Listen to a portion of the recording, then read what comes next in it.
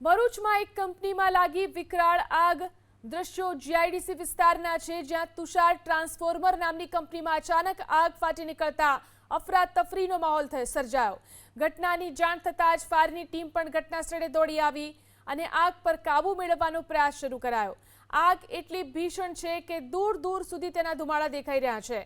આગ લાગતા જ કંપનીમાં કામ કરતા કર્મચારીઓ બહાર દોડી આવ્યા હતા। હજી સુધી જાનહાનિના કોઈ અહેવાલ નથી।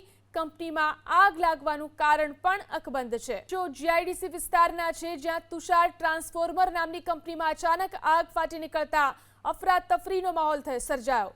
ઘટનાની જાણ થતાં જ ફાયરની ટીમ પણ ઘટના સ્થળે દોડી આવી અને આગ પર કાબુ મેળવવાનો પ્રયાસ શરૂ કરાયો। આગ એટલી ભીષણ છે કે દૂર દૂર સુધી તેના ધુમાડા દેખાઈ રહ્યા છે।